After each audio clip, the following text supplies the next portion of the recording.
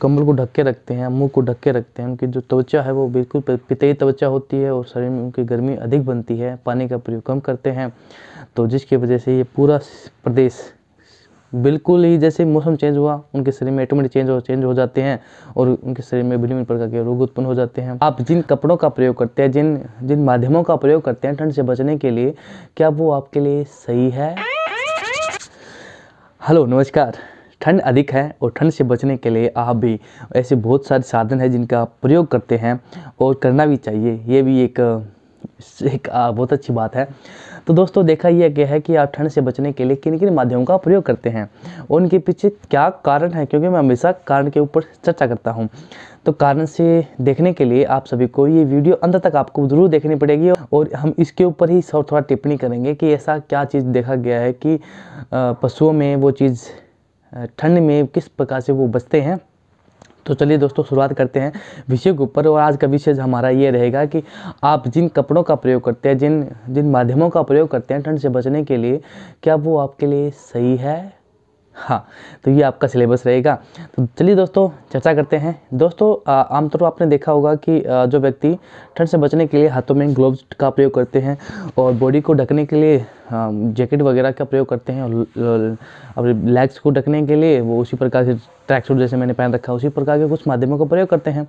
और पैरों को ढकने के लिए तो मान के चलिए शूज वगैरह आप कुछ पहनते हैं। तो इसी प्रकार से क्या पशुओं में भी ऐसी प्रकृति पाई जाती है? नहीं, मुझे लगता नहीं ऐसी पाई जाती होगी।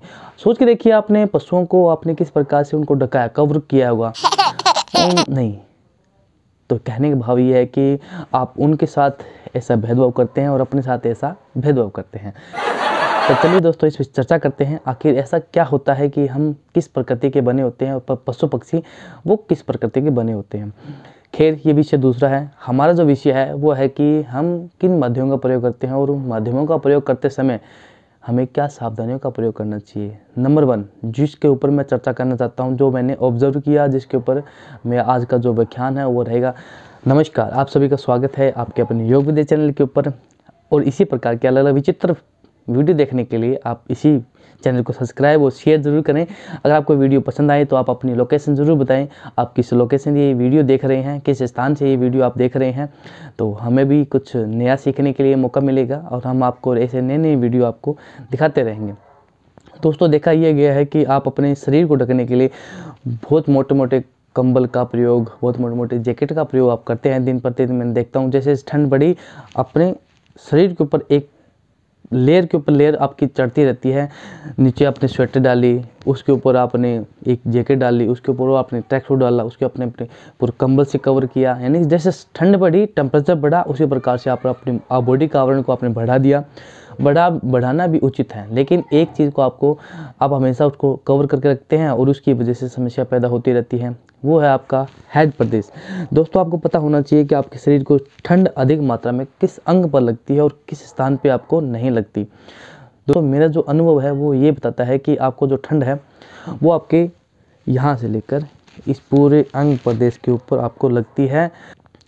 ठंड कहाँ नहीं लगती, वो आपके इस पूरे हेड को नहीं लगती। इस पूरे जो मैंने आपको अब दिखा रखा है, मैंने ये कनपट्टा लगा रखा है कानों को ढकने के लिए, माथे को ढकने के लिए, इसके ऊपर वाले भाग को ठंड नहीं लगती, मेरा ये मानना है। आप कभी देख लेना, जब हम दाह संस्कार करते हैं, जिस व्यक्ति का अंतिम संस्कार हो जाता है, उसको अंत में उसको देखा यह गया है कि जो खोपड़ी वाला भाग है वो सबसे कठोर होता है, ये फूटता नहीं है, तो उसको हम किसी भी माध्यम से उसको फोड़ देते हैं। तो मेरा यह मानना है कि इस वाले भाग को ठंड नहीं लगती, तो इसको ही हम लोग कवर करके रखते हैं और इसके माध्यम से अलग अलग प्रकार की बीमारियां उत्पन्न होती हैं। सबसे पहले आपका बिगड़ता है अपान और उदान जो वायु है वो आपकी बिगड़ जाती है, जिसकी वजह से आपके शरीर में गर्मी पैदा होती रहती है। और जैसे ही आपकी सर्दी चली जाती है, गर्मी वैसे ही आती है, वैसे उसी प्रकार से जो सर्दी के रोग है वो आपको गर्मी में देखने को मिलते हैं। और लंबे समय तक जो कफ से जनित रोग है वो ख़त्म नहीं होते। आपके वो एक सिस्टम बन जाता है कि जो भी आपकी खांसी जुकाम है वो आपका ठीक होता ही नहीं है। और क्योंकि इस वाले भाग के ऊपर आप गर्मी अधिक रखते हैं, गर्मी जब आपकी अधिक रहेगी तो ये पूरा जो आपका बॉडी की जो प्रकृति है वो बिगड़ जाएगी। आयुर्वेद में ये कहा गया है कि आपकी प्रकृति किस प्रकार से होनी चाहिए। आपके पैर है वो गर्म होने चाहिए, पेट आपका नरम होना चाहिए और मस्तिष्क आपका ठंडा होना चाहिए। लेकिन आपने सर्दियों में क्या किया, इसको पूरा कवर करके रखा, जिसकी वजह से ये पूरा मस्तिष्क आपका प्रदेश पूरा गर्म हो गया, जिसकी वजह से भिन्न भिन्न प्रकार के रोग उत्पन्न होते हैं। और आपने क्या किया, जैसे सर्दी बढ़ी वैसे अपनी शरीर के ऊपर लेयर प्रति लेयर को वो बढ़ाते गए। जैसे कोट के ऊपर आपने कुछ और पहन लिया, उसके ऊपर कंबल से बुक्कल मार लिया आपने, ठीक है। इस प्रकार से इस प्रदेश को भी आपने पूरा कवर करके रखा। और होगा क्या, जैसे ही सर्दी समाप्त होगी, जैसे ही आप कंबल से बाहर आएंगे तो अपने शीर्ष प्रदेश को ओपन करेंगे, जिसकी वजह से ये एकदम गर्मी की चपेट में आ जाता है। भिन्न प्रकार के रोग उत्पन्न होंगे, क्योंकि एकदम आपने गर्मी से सर्दी में आ रहे हो, एकदम आपकी गर्म सर्दी की जो प्रकृति है वो चेंज हो रही है, जिसकी वजह से आपके सबसे ज़्यादा समस्या आपकी साइनस को इफ़ेक्ट करेगी, सबसे ज़्यादा समस्या आपकी माइग्रेन को इफ़ेक्ट करेगी, जिसकी वजह से भिन्न प्रकार के रोग उत्पन्न हो जाते हैं। तो कोशिश ये कीजिए कि आप इस माध्यम का प्रयोग कीजिए। जैसे कि मैं आपको दिखा रहा हूँ कि मैंने इसका माध्यम इस पट्टी का प्रयोग कर रहा हूँ। ये पट्टी क्या करती है कि आपके मस्तिष्क को, अपनी कर्ण को, अपने कानों को बिल्कुल कवर करके रखती है, जिसकी वजह से आपके माथे को ठंड नहीं लगती।